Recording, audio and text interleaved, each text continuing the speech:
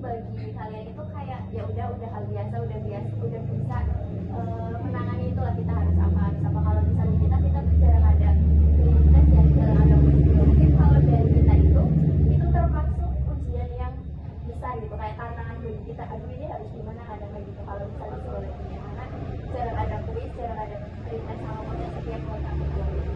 Nah kalau dari kalian, kita mau tahu ujian yang menurut kalian di farmasi itu yang kayak waduh aku harus gimana ini, apa ya, menantang ya, itu apa? Saya itu kayak ujian praktikumnya. Oh, kalau AC itu berarti di akhir atau nanti kalau udah mau Setelah UAS? UAS. Jadi UAS dulu kita baru. Berarti perpindahan semester ya? Iya, pasti akhirnya. Itu konsep ujian praktikumnya itu dari kita yang semester ini aja atau gimana?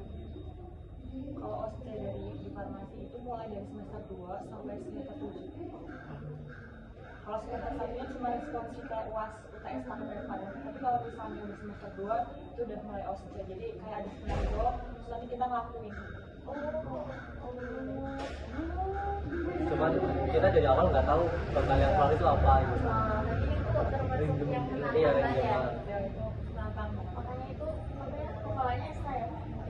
Oh nggak tahu semuanya harus dihafal karena Kan itu berarti harus dilakukan di akhir semester ya, perpindahan semester lah. Nah, kalian biasanya mulai belajarnya dari kapan? Setelah UAS itu langsung belajar. Oh, Belajarnya biasanya di luar atau kelompok? Masalah saya dominannya kan cuma kalau OSCE itu maksudnya materinya tuh per matkul atau itu kumpulan dari semua matkul jadi satu? Kumpulan dari semua matkul. Jadi emang harus disiapin dari jauh-jauh hari ya?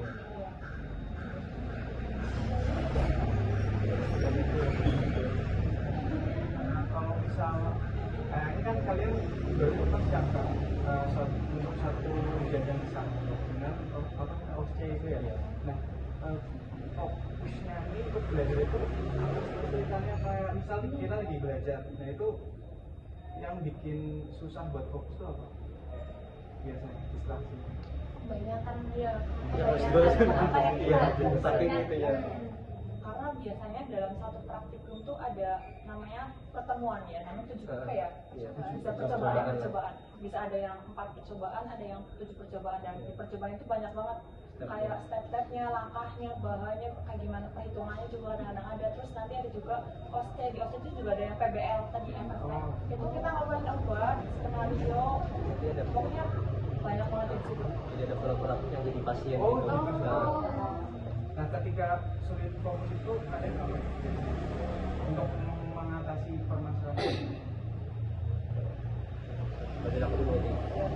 Kalau dari aku mungkin benar-benar cari ini ya, kayak kadang tuh ada kayak misal kalau hitung tuh ada kadang tuh ada celahnya di kayak kita cari buat di rumus itu sebenarnya ini titik kuncinya rumus itu di mana. Kalau yang kayak step kayak misalkan kayak kebanyakan ngapain stepnya, nah kayak jadi bikin prediksi sendiri, prediksi sendiri kayak kira-kira apa yang keluar dari biasanya itu yang keluar tuh emang yang hal yang susah atau yang inti di apa tiap percobaan itu. Nah biasanya kita mulainya dari yang inti dulu, nanti kalau yang skala prioritas dari yang di bawah itu kayak mungkin nggak keluar itu kita belajarin kayak nanti gitu, nanti. Tapi yang di bawah itu yang bagian intinya dari tiap percobaan.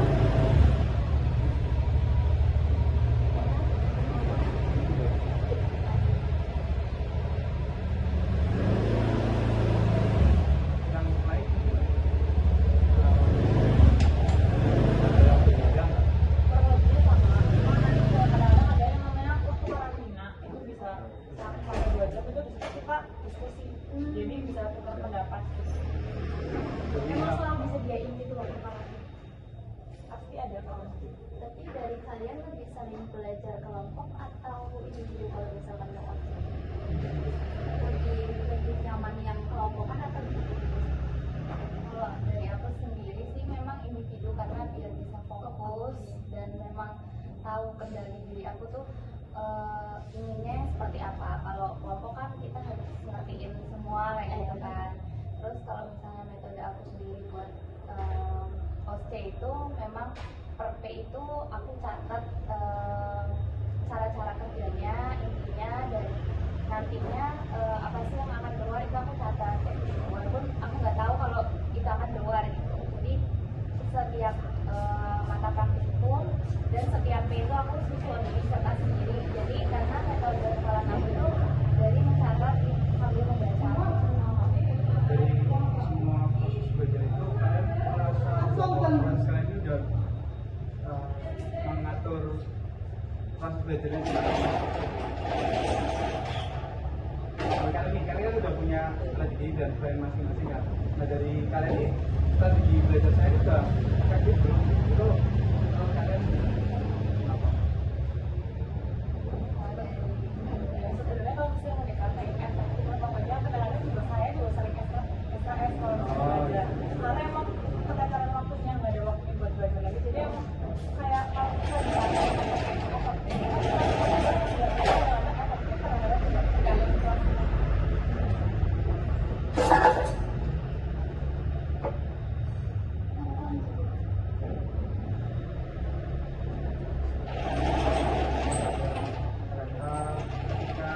Kalian tadi bilang bahwa proses belajar ini kadang efektif, kadang enggak. Nah, cara kalian untuk mengevaluasi tersebut tuh proses tersebut gimana? Boleh tahu? Mungkin ke evaluasi cara kalian belajar Iya, ya. iya, maksudnya gitu. Cara evaluasi belajar. Kayak misal kalian pakai satu cara terus kayak, aduh waktu aku pakai cara ini nggak berhasil nih, nggak masuk nih pelajarannya. Kalau dari aku pribadi, kayaknya untuk mengevaluasi itu cuma di otak ya, tapi nggak dilakuin. Itu nggak berhasil ya udah. Karena misalnya evaluasinya itu setelah OSC kan, setelah OSC terutama setelah nilai keluar gitu. Nah ternyata nilainya tuh nggak maksimal dan nggak sesuai dengan ekspektasi kita gitu kan. Ya pasti mengevaluasi, aduh kenapa sih dan harus gimana nanti ke depannya. Tapi itu cuma di pikiran, nanti masuk ke semester baru itu nggak akan dilakuin ya, masih sama pakai cara yang sebelumnya. Nah, dalam proses belajar ini tantangan utama apa sih yang mengganggu konsistensi belajarnya? Kan biasanya belajar tuh kayak belajar terus kan capek gitu ya. Nah itu yang biasanya bikin kita nggak konsisten buat jaga prosedur kita yang selama ini udah ditata gitu loh. Itu tantangan utamanya. Tantangannya itu apa? Mungkin kan dari Misalkan Mbak kan kayak bikin apa? Mbak kan kayak bikin apa yang namanya tadi? Ya skala prioritas gitu kan. Tapi kayak misal itu tuh mungkin lebih ke tantangan Mbak sama Masnya itu selama belajar ini, selama perkuliahan di sini itu tuh tantangan biar Mbak konsisten. Gimana? Pasti kan orang nggak selalu konsisten gitu ya. Ada beberapa tantangan. mungkin dari internal atau eksternalnya. Kalau dari aku ya biasanya tuh terkait kesibukan sih. Kesibukan Misal kayak kan dari kita tuh udah mulai ada yang kadang magang di luar atau apa. Kalau aku sini kan ada magang dan itu memang apa ya kayak dari tempat-tempat itu memang kayak habit kerjanya tuh emang banyak yang kerjanya itu lakukan dadak gitu. Nah jadi kan dadak tapi deadline-nya juga lumayan cepat. Nah jadi kan harus cepat-cepat dikerjakan gitu. Nah ada tantangan di situ kayak kita udah nge-planning udah membuat ini tapi jadi keganggu karena hal itu. Terus juga yang mungkin karena apa ya kayak misal terutama di masa ini kan kayak udah mulai skripsi juga ya. Nah itu jadi kayak kadang kita bingung gitu untuk ngatur waktunya, jadi bingung di ngatur waktu, terus kitanya juga udah kayak kecapean gitu karena banyaknya agenda. Jadi faktornya lebih ke banyak ke internal sih karena kesibukan dan juga ya, kayak kadang perlu istirahat tapi kalau istirahat nanti nggak selesai gitu. Jadi di bagian itunya sih yang agak kadang susah ngaturnya. Dari masnya distraksinya apa biasa? Biasanya Yang mengganggu konsentrasi mood belajar. sih mas, Tiba-tiba jatuh aja ya kayak gitu.